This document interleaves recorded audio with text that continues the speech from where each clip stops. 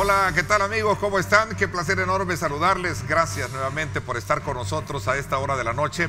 Agradecemos como siempre a Dios Todopoderoso por darnos ese privilegio de poder ingresar hasta la intimidad de sus hogares. Gracias por sintonizarnos. Un saludo muy especial a quienes están en este miércoles 9 de enero. Desde luego muy pero muy atentos de acompañarnos esta noche. Así es que bienvenidos a Los Protagonistas Tu Voto 2019 en su 9ª edición. Hoy con nuestros invitados debatiremos la importancia que tiene lograr un acuerdo de país con el nuevo gobierno a elegir para lograr consensos y suscribir acuerdos que busquen elevar el desarrollo de nuestro país. Recordemos que uno de los más grandes déficits que tiene el país ha sido el lograr alianzas productivas a fin de ponerle énfasis a los 3 grandes problemas que tiene la nación: violencia, inseguridad y migración, poca inversión y carencia de empleo, y buscar mecanismos para mejorar la cobertura de salud y también de la educación. Así es que esta noche, para debatir sobre estos temas, queremos darle la más cordial bienvenida a el doctor René Portillo Cuadra, diputado por el Partido Arena. Gracias por acompañarnos, René. Bienvenido. Ernesto, buenas noches. Como siempre, un saludo fraterno para la familia salvadoreña. Un gran gusto compartir con mis colegas este panel.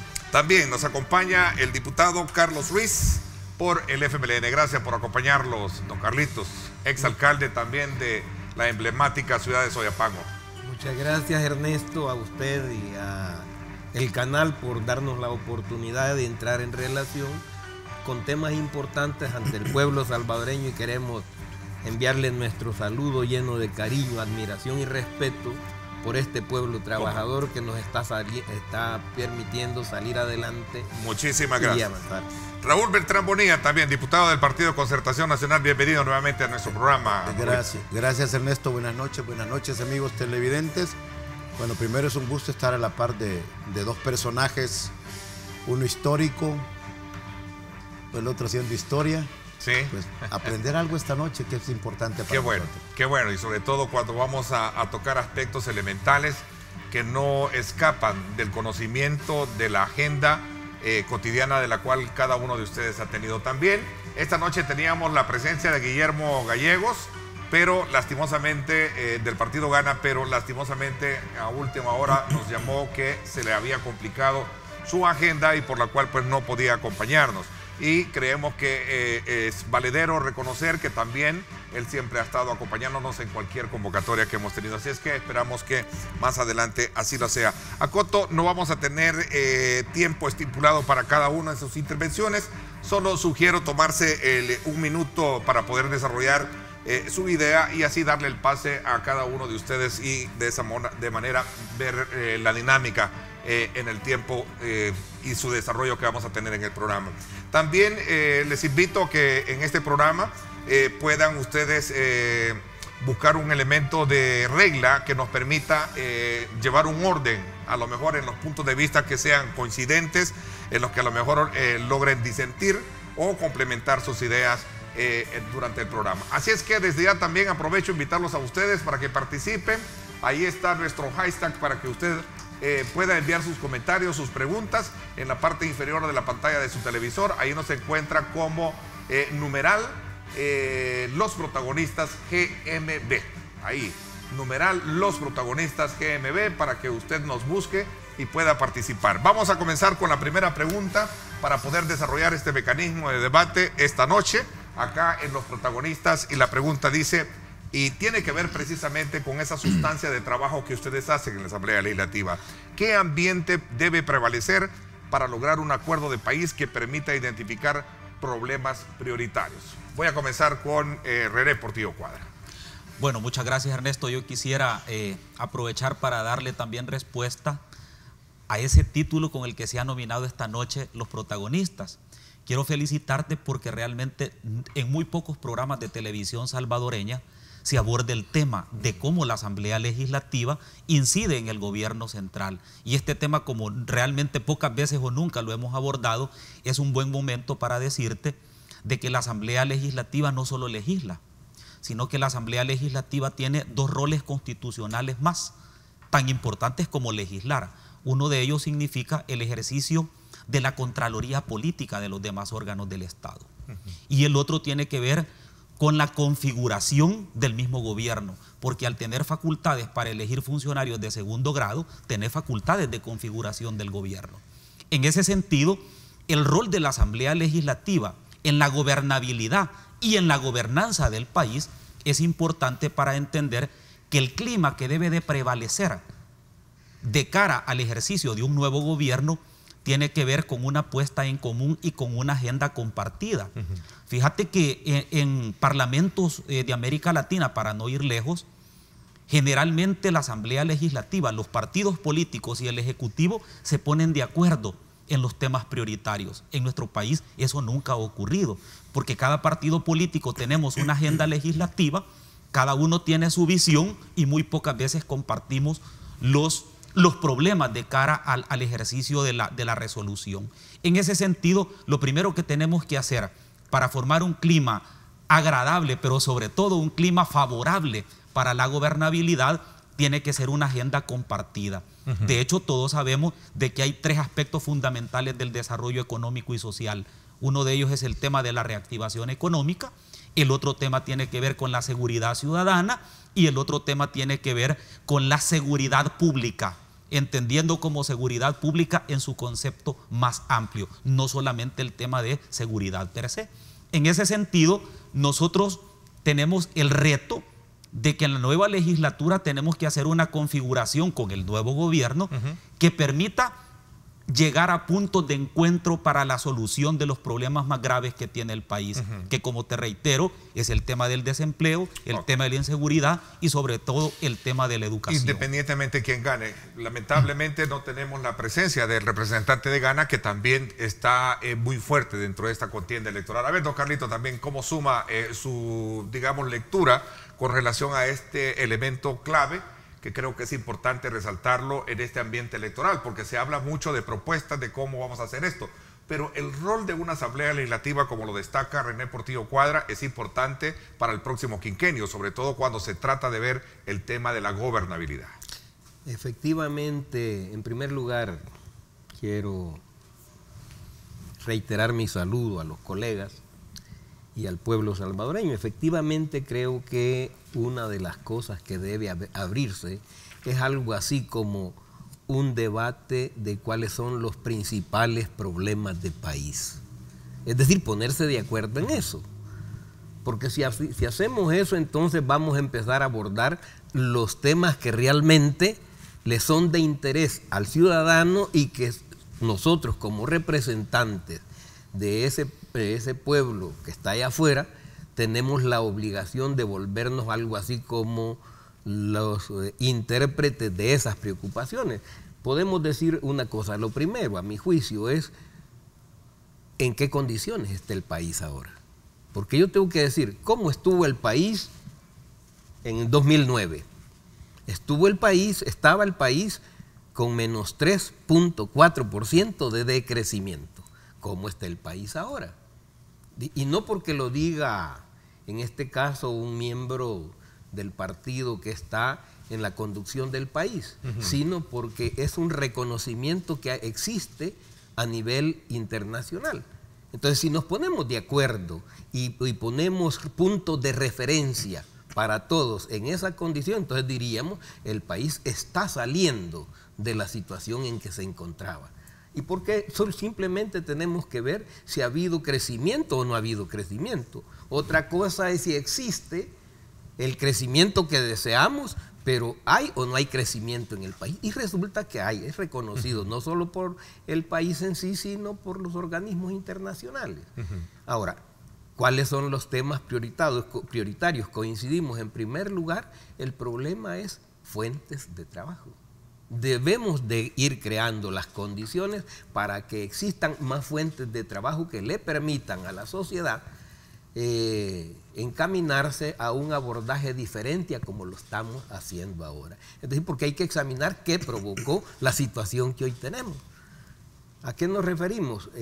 Si tenemos fuentes de trabajo, ¿cómo equilibraremos entonces nosotros la respuesta a los problemas subsiguientes? Tenemos el problema, como se ha dicho, de inseguridad, que estaba en un nivel, pero ¿está en el mismo nivel ahora o ha avanzado, se ha ido creando condiciones para que tengamos un mejor posicionamiento. ¿Y qué se me hace a mí? Que sí se ha abordado de una manera de visión de país, porque nunca antes, por ejemplo, teníamos en nuestro país el abordaje de la inseguridad en el Consejo Nacional de Seguridad y Convivencia, que es un órgano que ha surgido fruto de los debates que han habido, independientemente cómo los hayamos iniciado, independientemente cómo los hayamos abordado cada uno, pero al final hemos ido coincidiendo y la mesa está puesta ahí. Es decir, hay un debate sobre el problema de inseguridad y de cómo abordarlo. Y no solo hay un debate, hoy hay un plan. La pregunta, ¿ese plan debe ser perfectible o no es perfectible? Ese en el caso de la inseguridad. Y luego hay que decir que otros renglones son prioritarios y dentro de ellos, por supuesto, vamos a encontrar, aparte de la producción, vamos a encontrar el problema de la educación y el problema de la salud, porque un pueblo que cada vez mejore sus niveles de formación de su ciudadanía va a tener mejores resultados posteriores. Y un pueblo que no se le aborde correctamente el problema de la salud también va a ser un pueblo en desventaja. Es decir, un pueblo enfermo no puede producir los mejores resultados. Así que como que por ahí va el debate de los grandes temas de país que tenemos que abordar. Interesante, porque nos va recreando el ambiente que seguramente vamos a debatir un poquito más adelante. A ver, también Raúl Beltrán Bonilla, su lectura, su análisis de cómo puede proyectarse una legislatura precisamente ya con un nuevo gobierno que se va a elegir en los próximos días. Hay dos palabras mágicas que pueden producir grandes resultados. Uno es un ambiente de inteligencia y de concertación. Y no político partidario o ideológico, porque eso es lo que genera al interior de la Asamblea Legislativa cuando se obtienen posiciones duras, radicales o extremistas, que nos llevan a ver primero el vaivén del interés y además del interés, la intención. Y le voy a poner dos ejemplos. Y no es porque sus servidores tengan esas dos comisiones. La Comisión de Salud Pública y la Comisión de Medio Ambiente y Cambio Climático. En la Comisión de Cambio Climático, de Medio Ambiente y Cambio Climático, en 8 meses, en la famosa ley hemos caminado 13 artículos, porque apareció que había privatización, que venía la privatización del agua. Algo que no es cierto. Y lo hemos dicho hasta la saciedad. Primero, porque para hacer ese adefesio habría que violar la Constitución política. Porque el agua es un bien público, es un bien del Estado. Es decir, y no se puede trastocar la Constitución. Sin embargo, se vendió. Y sabemos quiénes fueron los actores que vendieron eso. Hay que decirlo con toda la propiedad, fueron las iglesias. Y los movimientos del agua, que son muchos de ellos explotadores del agua. Lo he reiterado no solo una vez, hay caseríos o cantones a 25 minutos de San Salvador donde la gente que no tiene trabajo para poner un chorrito tiene que pagar $350 y hay gente que no tiene trabajo. Ahí trastocamos el FODES en función de las alcaldías. Bueno, hay una serie de problemas de carácter social. Decía, un ambiente inteligente y el otro de concertación. Y digo, sí se puede. Bueno, terminando el año, la Asamblea dio una muestra de cordura, de concertación, de entendimiento. Gracias a Dios, las dos fuerzas extremas del país se entendieron y nos fuimos todos en ese vagón. 83 votos para el presupuesto general de la nación y la elección del señor fiscal general de la República.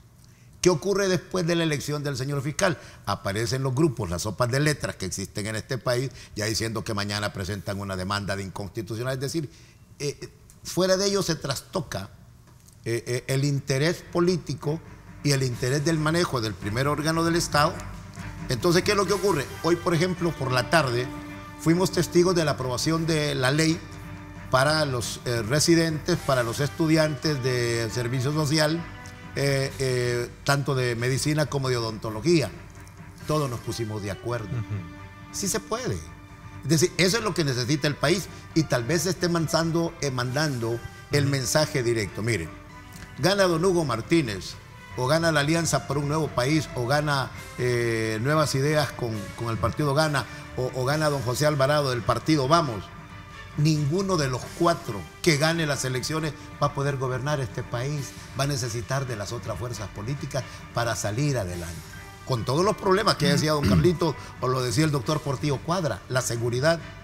Mire, sí, no es fácil cuando uno ve este tipo de noticias. Y esto no es invento mío. Sí, más de 3.500 personas desaparecidas en el 2018. ¿Y quién lo asegura? Bueno, es la Fiscalía. Entiendo que esa es una estadística de la Fiscalía, y ¿no? lo Un está registro de la certificando el Fiscalía. IDUCA. ¿Sí? Bueno, me da la impresión que es el mismo que analizamos la vez pasada. El IDUCA dice que están preocupados porque las desapariciones van en aumento. Y el otro caso es en cuanto al crecimiento económico. Generación de empleo. El empleo es básico, si no, no tuviésemos las caravanas rumbo al norte. Como último ejemplo, fresco. Ok, hay elementos bien importantes que han salido a luz a lo largo de esta primera intervención de cada uno de ustedes. Y esto pasa, René, por reconocer que tenemos una campaña electoral bastante, digamos, atípica, ¿no? Sobre todo porque tenemos una tercera fuerza política que está ahí queriendo romper un poco ese bipartidismo de gobernabilidad que hemos tenido en las últimas 3 décadas. Quisiera un poco dejar así la pregunta, si es que habríamos superado diferencias partidarias e ideológicas para poder cumplir lo que decía Raúl Beltrán Bonilla, el acompañamiento necesario que va a requerir un nuevo gobierno que se elija, ya sea que gane uno de los 4 que están en contienda hoy en día. Así es que nos vamos a hacer la primera pausa y abrimos un poco más el debate. Gracias a ustedes por estar con nosotros esta noche en Los Protagonistas, Tu Voto 2019. Recuerde, estamos a través de numeral Los Protagonistas GMB. Ahí usted puede enviarnos sus comentarios, sus preguntas, y de esta manera nosotros vamos a ir también recogiendo esos insumos pertinentes para trasladárselos a nuestros protagonistas esta noche acá en el programa. Una pausa y regresamos con más.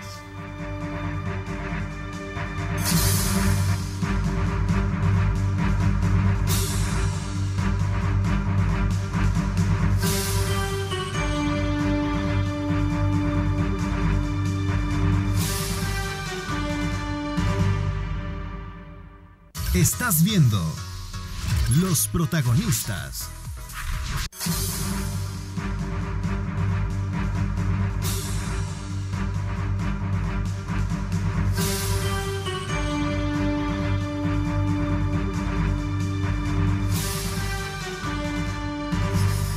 Bueno, gracias nuevamente por estar con nosotros a esta hora de la noche. Usted sintoniza canales 15, 19, 21. Estamos enlazados para que usted pueda tener una mejor cobertura de los acontecimientos que marcan el pulso electoral acá en Los Protagonistas. Estamos todos los miércoles a partir de las 8 de la noche.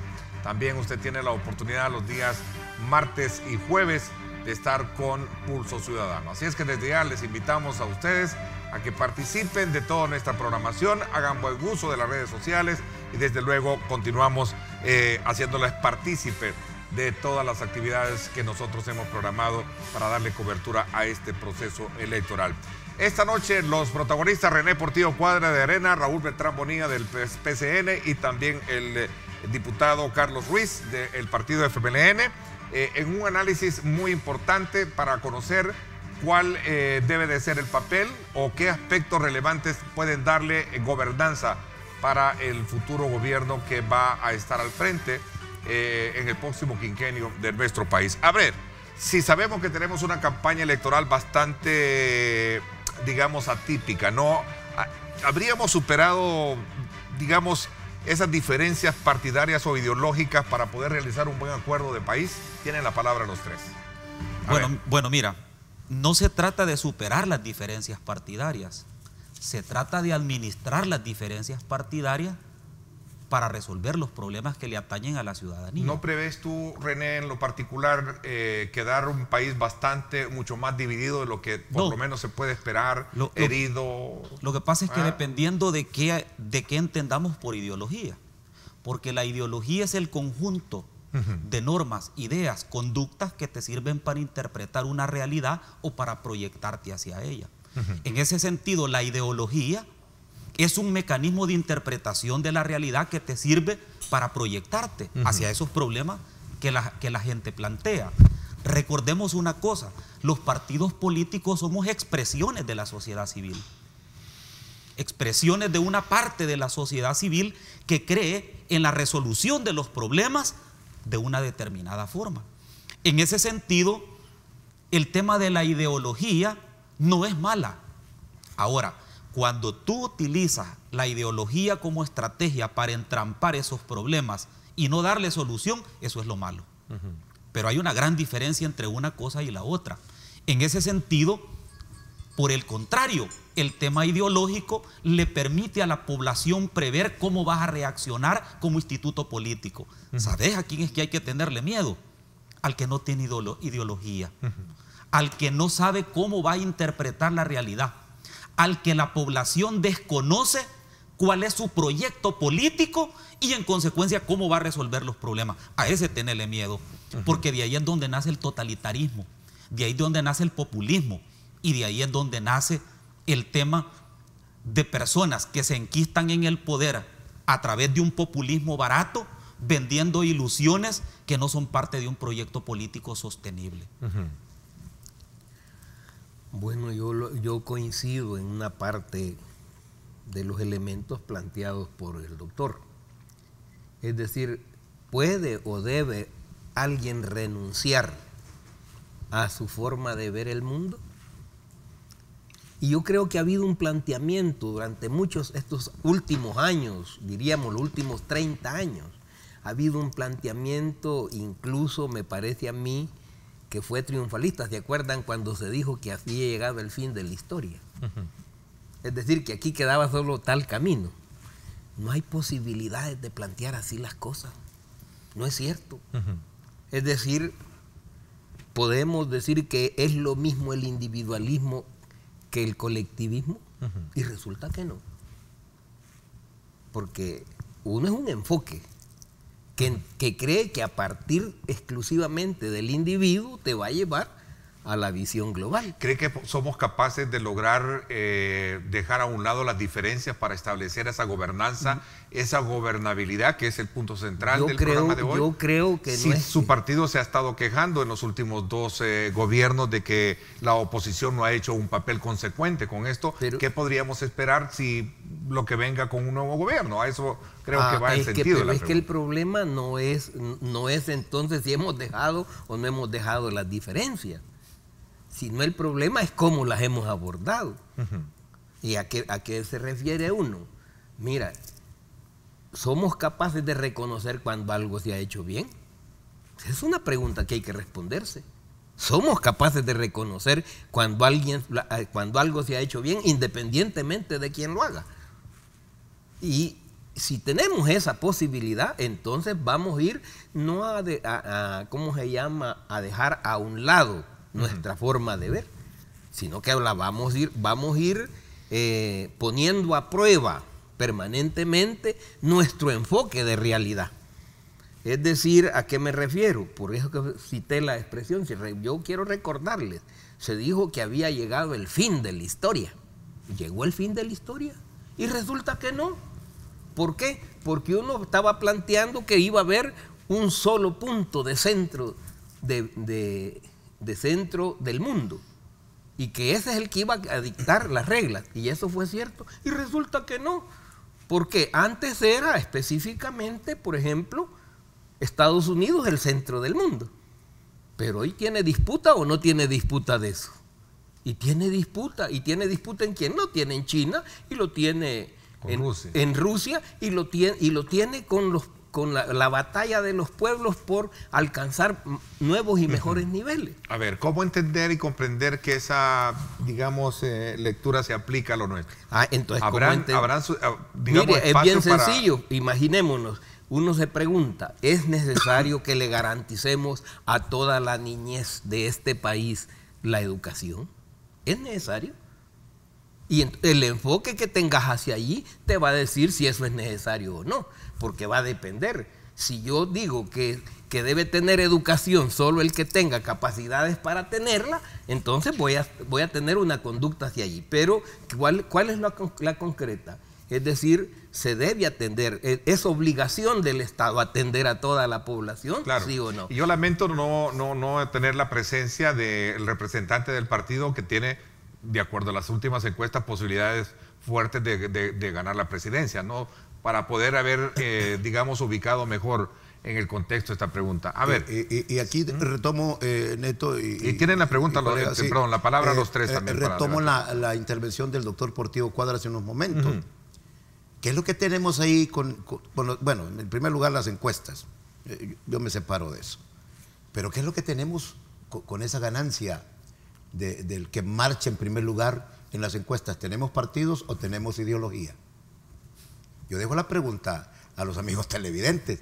Es decir, que los amigos televidentes, que la sociedad se responde a esa pregunta para que vaya a la par de las encuestas. O sea, pongamos la línea del tren, los dos rieles.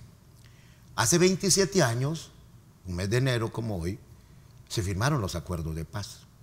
¿Habrá cambiado esta sociedad hace 27 años? Si la pregunta que hago, por ejemplo, a los compañeros que están aquí, ¿lo que surgió ahí era de partidos o era de ideologías? Los 12 años fue por partidos o por ideologías. Fue por ideología. Don Carlitos lo acaba de decir. Bueno, los Estados Unidos hoy tienen competencia económica. ¿Por qué? Porque las dos naciones poderosas, la extinta Unión Soviética, que hoy es Rusia, dejó el tema del comunismo, del socialismo, hoy socialismo del siglo XXI, y vio que el capital era el rumbo para salir adelante. Y lo mismo hizo el monstruo asiático, la China continental. Es decir, cuando vemos ese tipo de trastocada en materia de administración del Estado y hay una libertad económica, bueno, China aspira a ser la primera potencia mundial económicamente hablando. Entonces, pero eso dejémoslo para después. Entonces, cuando vemos el tema de la asamblea, ¿es partidario o es ideológico? Son las dos cosas. Yo creo que los compañeros panelistas no me van a dejar mentir. Por momentos asomamos la conducta partidaria, radical a veces, y por momentos brilla la ideología. Pero al final del camino muchas veces aparece el entendimiento. Es decir, apartemos un poco el análisis que algunos plantean de que si gana en este caso una tercera alternativa en este escenario presidencial, el país va a estar mucho más polarizado desde el punto de vista de no permitir ese desarrollo. Es que el que no permite... Hay que apartar ese análisis, ¿cree usted? Es que hay que hacerlo a un lado, porque el que no se permite el desarrollo nos lleva entonces a la historia a preguntar ¿qué había en el 92 cuando se firmaron los acuerdos de paz? Primero, pregunta simple, ¿había deuda externa? En el 92 no, había la reconstrucción de un país donde los países que pudieron vinieron y ayudaron para poner de nuevo el país en rumbo. ¿Qué nos pasó después? Lo que decía don Carlitos, el país necesita educación, claro, salud, bueno, si es obligación en el artículo 1 de la Constitución, es obligación del Estado, no dice de partidos o de ideologías. Es decir, puede ser que la oposición juegue un papel más consecuente, mucho más maduro en este nuevo escenario, en este nuevo quinquenio. Es que para allá vamos, Ernesto. Okay. No queda otro camino. Sí, a ver, René, también. Bueno, mira, lo que pasa es que... Para allá vamos, dice y efectivamente así es. ¿Así debe de ser?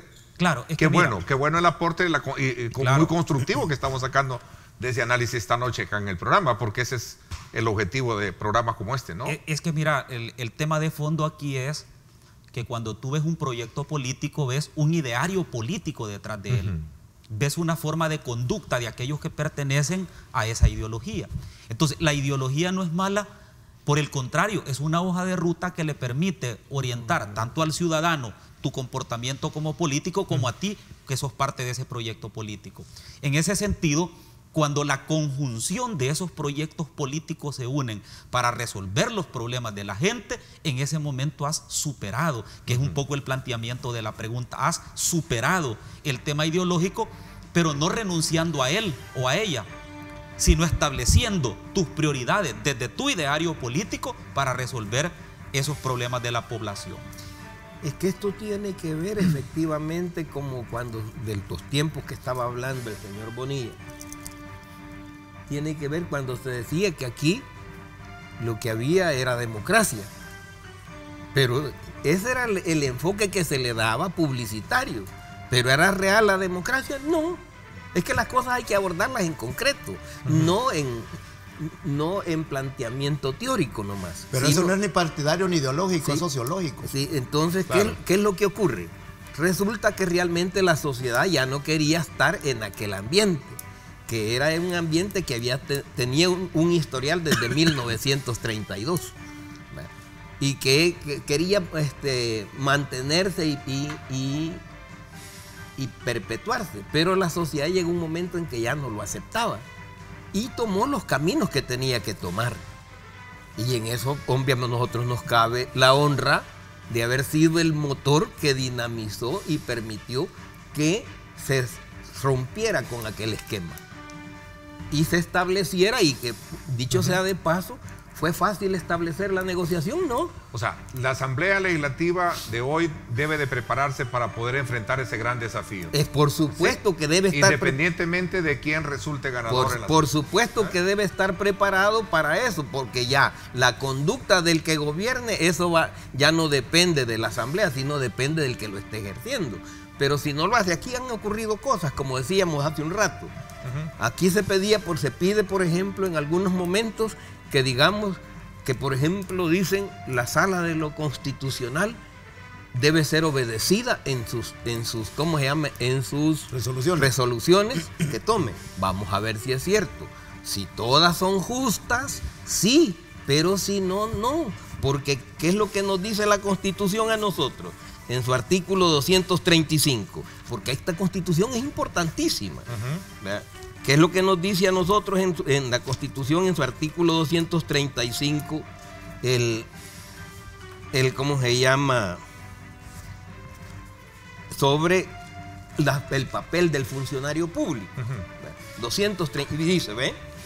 Todo funcionario público, civil o militar, antes de tomar posesión de su cargo, protestará bajo su palabra de honor ser fiel a la República, cumplir y hacer cumplir la Constitución ateniéndose a su texto, no al lugar a las interpretaciones. Dice ateniéndose a su texto. Cualesquiera que fueren las leyes, decretos, órdenes o resoluciones que la contraríen, prometiendo además el exacto cumplimiento de los deberes que el cargo le imponga, por cuya infracción será responsable conforme a las leyes. Es decir, nos está marcando el paso. Pero por supuesto la Constitución no tiene un solo artículo. Okay, interesante, porque ahora quizás un poco adentrándonos a ver los grandes desafíos que como país vienen por delante. Ya lo mencionábamos en su momento, el tema de la violencia, el tema de la inseguridad. Voy a tratar la manera de buscar un poco ese escenario para que lo discutamos, porque cuáles pueden ser entonces los aportes que puede dar la Asamblea Legislativa para un nuevo gobierno para resolver ese que es uno de los más grandes problemas que tenemos hoy en día. Cómo parar la violencia, cómo parar la delincuencia, cómo llevarle la tranquilidad a cientos de miles de salvadoreños que están, desde luego, muy a la dispensa, muy vulnerables hacia este flagelo social que nos aqueja. Voy a hacer una pausa más y regreso con ustedes. Vamos, desde luego, como siempre, corriendo en el camino, agradeciendo de ustedes la participación a través de nuestra cuenta numeral Los Protagonistas GMB. Escríbanos, comente, y de esa manera también usted búsquenos a través de Megavisión Go, comparta la señal con sus contactos y participen de este programa.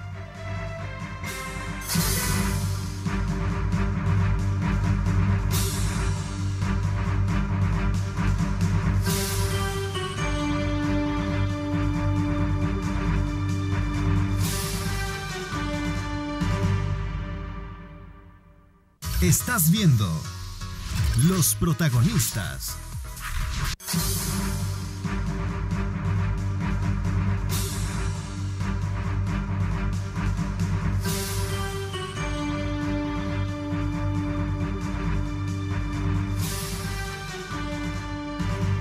Nuevamente, gracias por estar con nosotros esta noche. Continuamos con Los Protagonistas. una pregunta subsecuente, como lo planteábamos anteriormente, y que tiene que ver precisamente con el tema de aquellos grandes desafíos que como país tenemos, es precisamente esta que tiene que ver con el tema de la inseguridad. ¿Qué aportes pueden dar desde la Asamblea Legislativa al nuevo gobierno para resolver este problema que obviamente es uno de los que más aquejan hoy en día, el tema de la delincuencia? A ver. Yo quiero decirte que este es quizás el desafío más importante que tiene el país, y desde la Asamblea Legislativa hay que tener un cálculo de no confundir lo que son leyes con políticas públicas. Claro. El tema de las políticas públicas le corresponde al Ejecutivo ejecutarlas, pero el caso de las leyes nos toca a nosotros. Y una de las prioridades es el financiamiento de la seguridad pública. Quiero decirte que el presupuesto de seguridad pública es uno de los 3 rubros más altos del presupuesto general de la nación. Hemos nosotros financiado alrededor de 900 millones de dólares en los últimos 2 años, aparte del presupuesto del tema de seguridad. Por lo tanto, cualquier gobierno que entre tiene que tener como prioridad el tema del financiamiento de la seguridad pública de manera adecuada. El otro aspecto que nos toca a nosotros como asamblea es el tema de reformar, derogar, interpretar o hacer leyes que tienen que ver con la seguridad pública. En esto también hay que tener mucho cuidado, porque hay que decirlo con franqueza. En los últimos años la Asamblea ha caído en una inflación legislativa en este tema de seguridad. Todo lo queremos resolver a través de leyes y se nos ha olvidado de que buena parte de la resolución de esos problemas es el tema de políticas públicas. En ese sentido, nosotros debemos de respetar el debido proceso legal, no atropellar derechos fundamentales a pretexto de combatir la delincuencia. Ese ha sido uno de los temas en donde lo hemos discutido ampliamente en la Asamblea, pero se siguen presentando. Hay una estadística que yo estaba viendo ahora en la tarde, que cada 2 plenarias hacemos reformas a temas de seguridad pública. Y eso no nos ha permitido tener una integralidad en la legislación sobre seguridad pública y prevención. Es decir, estamos atropelladamente respondiendo algunas veces a requerimientos del Ejecutivo, algunas otras veces a requerimientos de iniciativas de los colegas diputados, pero no tenemos una integralidad, una visión consistente sobre el tema de legislación en esta materia. El otro tema tiene que ver con medir el impacto de la aplicación de las leyes que hemos estado aprobando, que es un tema que no lo hemos hecho. Hemos empezado a producir leyes, pero no hemos visto cuál ha sido su impacto. Quiero decirte que en otros congresos o asambleas legislativas de América Latina existe un instituto de políticas públicas dentro de las asambleas legislativas, que esos son los que están midiendo y marcando el paso sobre si las leyes que se están aprobando son correctas o no, o han funcionado o no. A tal punto hemos llegado en la asamblea, y esta es una autocrítica que la hago con mucha responsabilidad, que en lo que tengo yo de estar en la asamblea legislativa, ya 2 periodos, solamente en 2 ocasiones hemos derogado expresamente leyes. ¿Qué significa esto? De que la mayor parte del trabajo legislativo se ha volcado en producir leyes y reformar leyes, sin analizar si éstas están guardando correlación con otros cuerpos normativos. El otro tema tiene que ver con el sistema penitenciario. Es decir, el estudio, el análisis de la legislación del sistema penitenciario es imperante en el país.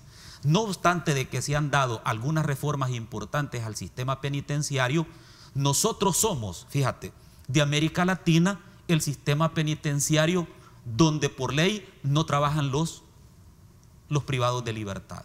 Es decir, que queda al arbitrio de ellos si trabajan o no. Derechos humanos. Cuando en realidad, solo hay 2 cosas que pueden rehabilitar a una persona en prisión. Y eso está comprobado científicamente: el trabajo y la educación.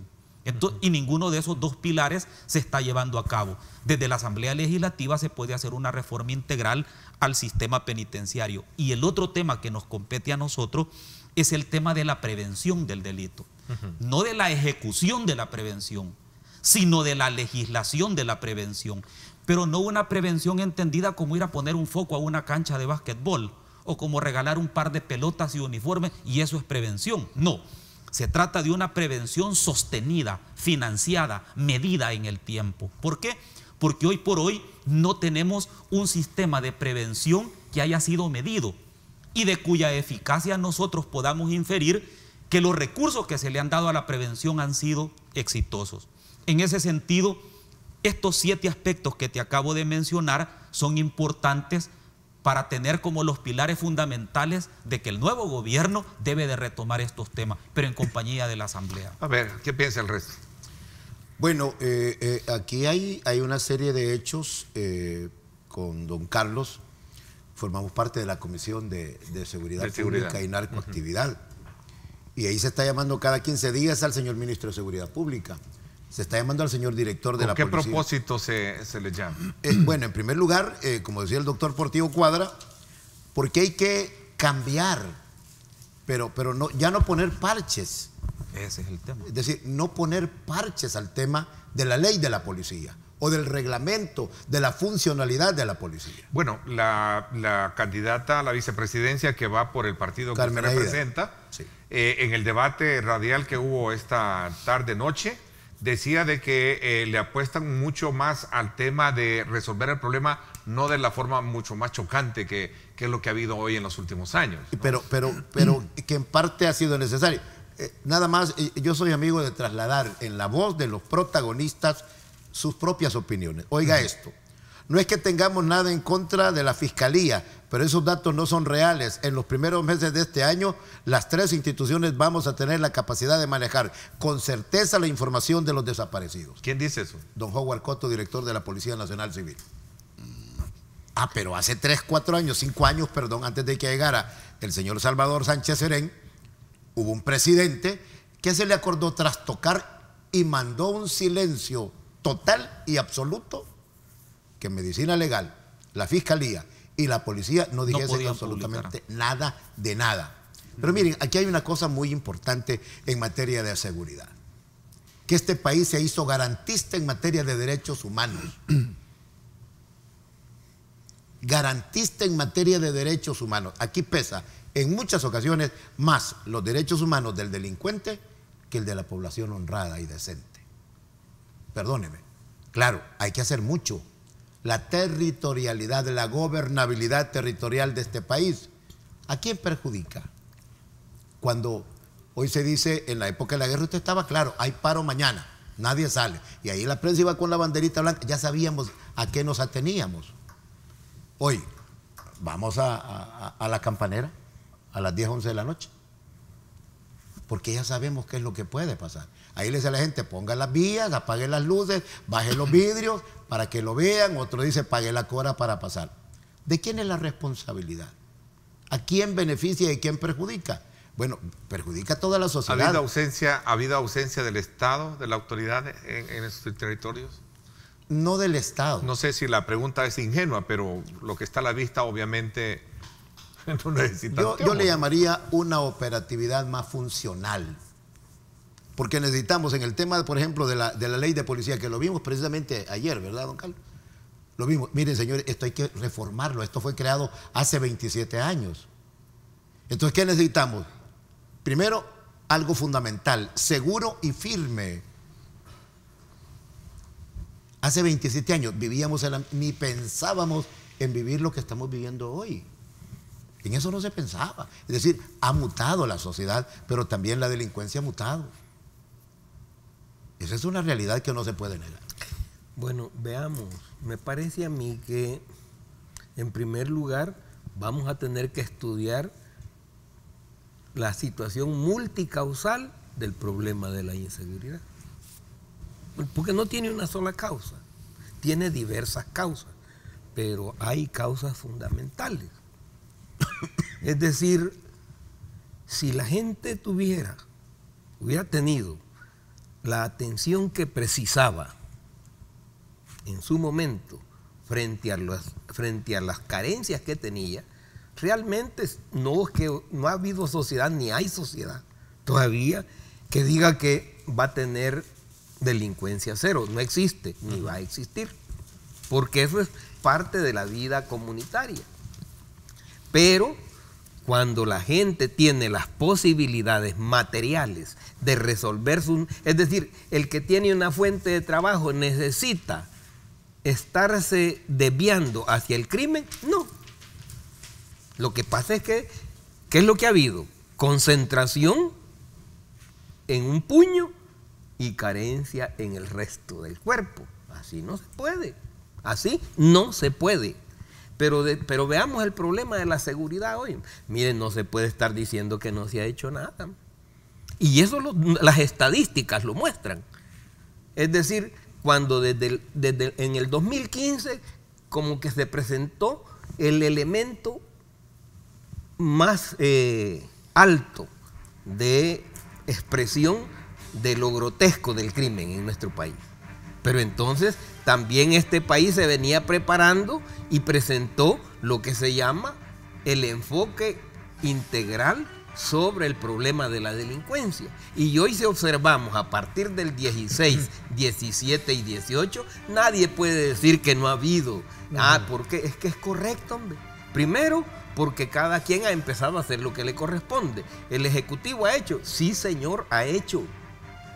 Al grado tal que si hoy examinamos el nivel, por ejemplo, de homicidios ha sido reducido. Pero no solo los homicidios. También se han reducido, y eso es un reconocimiento que está, las extorsiones. Se han reducido los hurtos y los robos. ¿Eso qué quiere decir? Quiere decir que se está aplicando algo que va en ruta de superación. Ya se hizo todo. No, todavía hace falta y es necesario. Y es necesario. ¿Y por qué digo esto? Miren, por supuesto, ¿qué eran antes aquí los centros penitenciarios? Eran escuelas del crimen, que son hoy. Pero no es cuestión de hacer una aseveración. Mire, por eso me pareció muy importante, como aquí con el colega Bonilla, cuando nos ha tocado ir a hacer expresión de los centros penitenciarios. ¿Existe la misma conducta? No, ya no existe. Claro. Ha cambiado. Pero ya es que, entonces, porque se le quitó al crimen el manejo de los centros penitenciarios. ¿De dónde salían las órdenes antes? Ok, 30 segundos para reaccionar. Rápidamente, mire, don Carlos tiene razón en su planteamiento, pero ¿qué es lo que ocurre? Que los gobiernos del frente tuvieron que cambiar la política de represión. Y le menciono un nombre, el comisionado Asensio. Él dijo, y yo todavía estaba ahí en comunicaciones en la policía, dijo, nosotros no vamos a hacer redadas masivas. Textualmente lo dijo. ¿En qué terminó hoy? Exactamente en la misma aplicación de los gobiernos pasados. ¿Por qué? Porque el delincuente, es cierto, se puede regenerar, pero necesita muchos recursos. Ahora, la política represiva es fundamental, por ejemplo, cuando ella se ataca a mansalva a madres, hermanas, hijos, padres de los policías. ¿Qué se va a hacer con ese problema, René? 30 segundos. O lo dejamos para desarrollarlo más con el tiempo. Perfecto, porque precisamente ahí hay un problema y lo planteaba el moderador del debate, Willy Lora, que decía, bueno, ahí hay una figura que está muy contemplativa pero que se quiere obviar. ¿Qué hacer con el problema delincuencial que provoca el grupo pandilleril, por ejemplo? Vamos a hacer una pausa y hablamos de esto cuando regresemos. A usted gracias por estar con nosotros. Sigan participando, nos interesa conocer la opinión de ustedes en Los Protagonistas GMB. Escríbanos.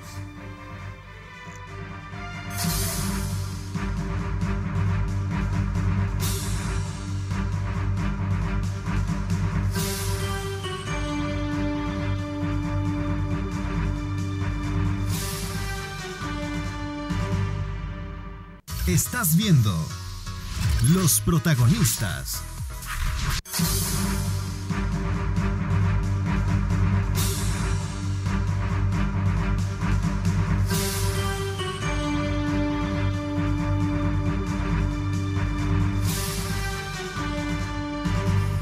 Bueno, gracias nuevamente por estar con nosotros. Continuamos ya prácticamente en esta recta final de lo que son los últimos minutos que nos van quedando en el programa.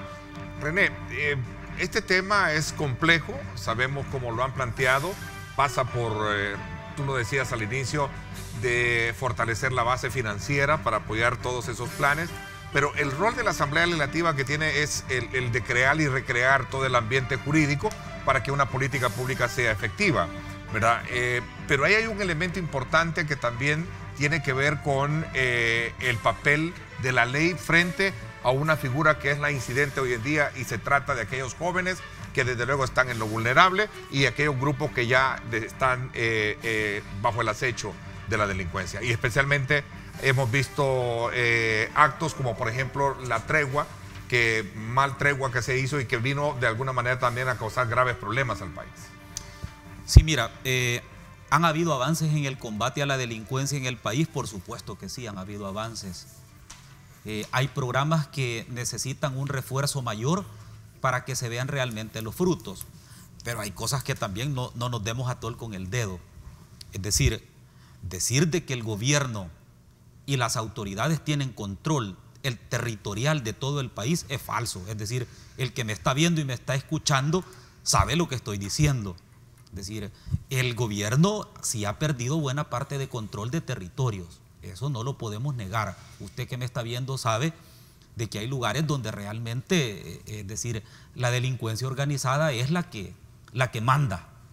Otro tema que creo que es importante es que ha habido avance en el sistema carcelario. Sí, hay algunas cosas que se han mejorado, pero de eso a afirmar de que ahora las cárceles son un paraíso de rehabilitación, tampoco nos demos a tol con el dedo. Es decir, situemos las cosas en su verdadera dimensión. El otro tema creo que es importante, muy poco se hace en el combate de armas ilegales. Es decir, el tema de las armas en manos de civiles, sobre todo las ilegales, sigue siendo una deuda pendiente del gobierno. Otro tema que creo que es necesario, digamos, analizarlo, es esa nota que señalaba al principio Raúl. Es decir, la cantidad de personas desaparecidas ahora es similar a la cantidad de homicidios que hay. Ojo, ese tema es muy preocupante, porque el gobierno siempre ha tratado de ocultar este tema y de meterle hojarasca para que no se vea.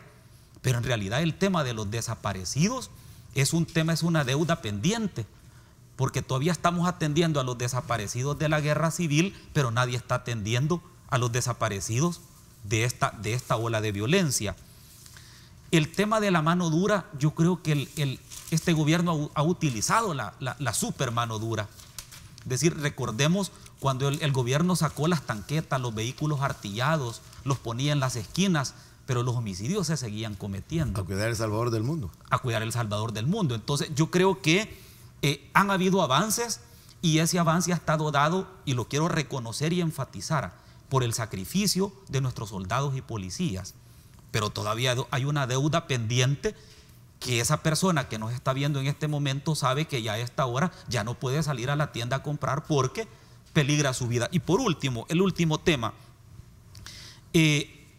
tengo temor de que las últimas políticas públicas estén más enfocadas a atacar las consecuencias y no las causas. Por ejemplo, hay una ley en discusión en este momento en la Asamblea de ley de desplazamiento forzoso, de atención a las víctimas de desplazamiento forzoso. Pero es que siempre vamos a tener desplazamiento forzoso en la medida en que no ataquemos las causas que lo genera. Pero no estamos atacando la causa, sino que queremos aprobar una ley para el efecto que produce. Entonces yo creo que esos son los temas que nosotros debiéramos sentarnos, debiéramos de aportar cada una de las fuerzas políticas, y el nuevo gobierno que venga obviamente va a retomar estos temas que son importantes. Más allá del tema de si el gobierno lo ha hecho o no lo ha hecho, no es ese el punto. El punto es de ver la realidad tal como está ocurriendo, porque ignorarla sería un error. Ok, una reacción de un minuto. Mire, es que yo creo que debemos de decir efectivamente las cosas como están ocurriendo. Lo que yo planteé no es que hoy son un santuario, todavía hace falta mucho por hacer. Sin embargo, hemos estado, y sin darnos cuenta, a lo mejor hemos ido acompañando la legislación necesaria para que funcionen las políticas públicas, aunque haya resistencias. Porque aquí se dice, pues sí, ¿y qué vas a hacer? ¿Y cómo vas a hacer la prevención? Y se va a entender por prevención nomás la cuestión de impulso al deporte. No, eso no es. Eso es uno de los tantos elementos que debe tener. ¿Cuál es lo fundamental? Y como decimos, a veces nos quejamos de que se da, por ejemplo, apoyo al emprendedurismo a los jóvenes. pero se les quiere quitar eso incluso en los debates nuestros en la asamblea. No es que es que si no apretamos allí, no vamos a atender el fondo de los problemas. Pero decíamos, veamos, y es necesario apuntar esto, hasta hemos creado clasificación necesaria de los centros penitenciarios, donde se puede tener máxima seguridad, seguridad intermedia y ¿cómo se llama? El punto de entrada para la delincuencia común. Okay. ¿Es así o no es así? Y eso está permitiendo que realmente el Estado tenga control de esos centros. Pero a su vez también es que resulta que no podemos decir que toda la seguridad debe estar enfocada desde el punto de vista del gobierno, la policía y la jurisprudencia. No, ¿y la sociedad dónde queda? Buena pregunta. Es que tenemos que ir a involucrarnos todos para ir pudiendo atender esa necesidad, pero atendiendo también los problemas que eso genera. Yo hace un rato dije algo, y ese delincuente que metiste a la cárcel tiene, a lo mejor tiene, si es hombre tiene mujer e hijos, y si es mujer tiene compañero e hijos. Y cuando él está allá, y si no le ponemos un mecanismo, ¿cómo queda la familia? ¿La vamos a dejar tirada ahí para que termine, es decir, para que siga siendo pasto, o la acompañamos? Es decir, hay que ir creando la política pública que atienda directamente esos tipos de problemas, tomando en cuenta las carencias que tenemos todavía en centros de producción.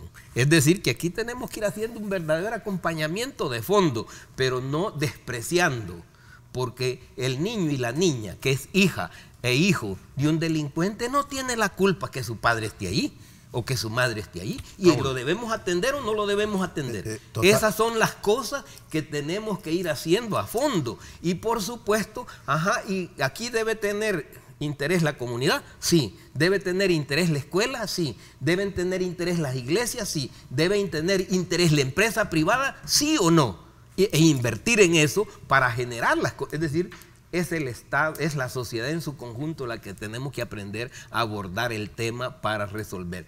Hemos avanzado, por supuesto, y aquí vamos a decir que no hay desaparecimientos. Claro que sí, yo estoy de acuerdo en que no le metamos diente todavía a, ¿cómo se llama?, a esa parte que hacía mención el doctor Cuadra, pero ¿cómo vamos a abordar estos problemas a los que he estado señalando para impedir que esto siga siendo el caldo de cultivo? Okay, Raúl, la pregunta obligada es, ¿y este problema de la delincuencia es, o lo vemos desde el punto de vista sociológico o lo vemos desde el punto de vista humanitario? Claro, el hombre que descuartizó a un cristiano tiene hijos, tiene mujer, tiene novia. Bueno, ¿y el descuartizado qué tenía? Entonces, ¿es eso sociológico o es humanitario? ¿Y de eso tiene culpa la sociedad? No, pero es la que paga el pato. Es la que paga las consecuencias. Hace un momento el doctor Portillo Cuadra decía, bueno, mire, el armamentismo sí. Aquí ya apareció una pistola cuya bala atraviesa los chalecos antibalas. Yo le venía hablando de la mutación. Mire, ya apareció una pistola. Es decir, y cuando saquen las tanquetas otra vez a cuidar el Salvador del mundo, va a aparecer el RPG-7, el cohete chino, en manos de los delincuentes. Es decir, eso ha ido avanzando. No lo podemos negar. Es un hecho real. ¿Quién paga las consecuencias? Los del FMLN, los de Arena, los del PCN. Lo paga la sociedad, a la que los sociólogos lo llaman pueblo, a los que los politólogos o encargados de campaña llaman pueblo. Esa es una realidad que no se puede negar. Cuando hablamos de la prevención, mire, entonces, ¿apoyamos a los ninis o a los sisis? ¿A quién vamos a apoyar?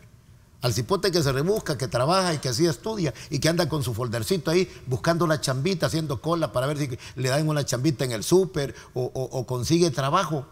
Aquí hay ejemplos grandes en este país. El médico minutero, ustedes vieron el reportaje. El médico minutero en Santa Tecla, que gracias a la televisión, pues alguien le dio trabajo y el hombre dejó de vender minutas para su real profesión como médico. Estos ejemplos son grandes. Entonces, yo realmente pienso, creo, considero que es mejor ayudar al que ya tiene el empuje necesario Porque esto es un tema de discusión del presupuesto de la telefonía. Claro. ¿Se recuerdan que pasamos ahí congelando 23 millones? Declarado, desde luego, como una parte de discusión fuerte que Claro. hubo, ¿no? Claro, entonces, pero hay que verlo desde el punto sociológico o desde el punto de vista humano. Ese es el compromiso que los partidos Que, políticos... por cierto, en la campaña ha salido a relucir para quitarlo cuando venga digamos, dependiendo de quién gane. Creo que el que ustedes en la fórmula presidencial ha propuesto que eliminar ese impuesto. El tiempo es nuestro peor enemigo, como siempre, a veces, y también es nuestro mejor amigo.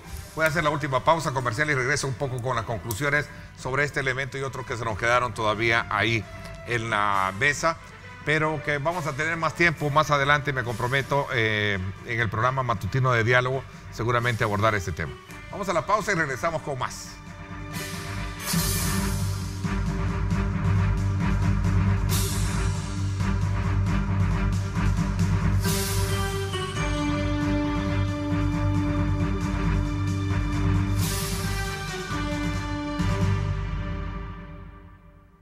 Estás viendo Los Protagonistas.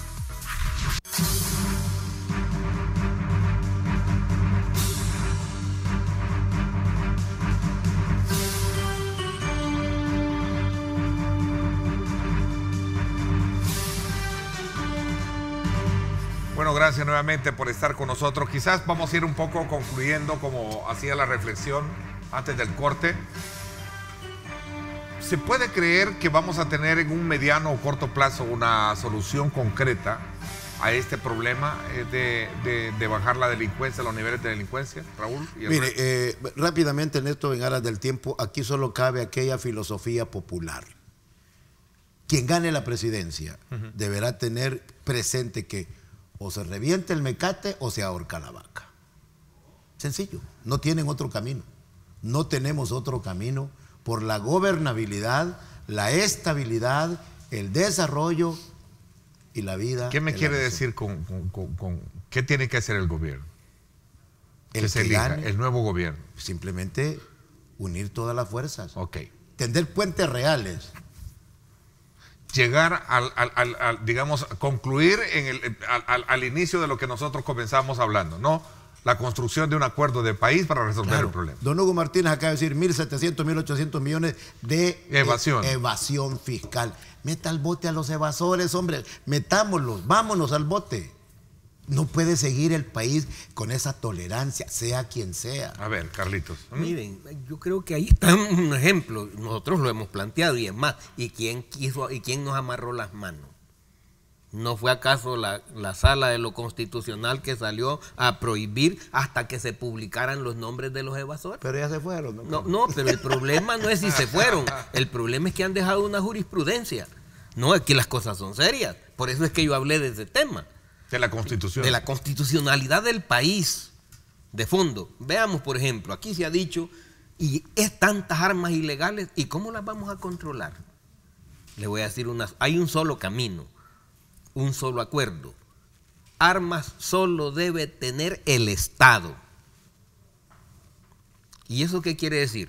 Que hay que limpiar a todo el que no la... Al que sea. A quien sea. Y podemos legislar en esa dirección. ¿Por qué? Porque es la única manera de impedir que alguien justifique la tenencia, hombre. Cuando si solo el Estado, es decir, una ley de prohibición total de la posesión de armas fuera de el control del Estado, porque es la única, y eso le da capacidad. Pero cuando usted tiene a unos que tienen autorización para tener y otros que no tienen, el que no tiene inventa para andarla llevando. Entonces, esas son de las cosas que debemos hablar para realmente superar. Eso es si queremos. Le tomo la palabra. Y solo decir una última cosa. Mire, no podrá haber sociología sin humanidad, si no los junta. Es decir, solo puede haber sociología si hay humanidad. René.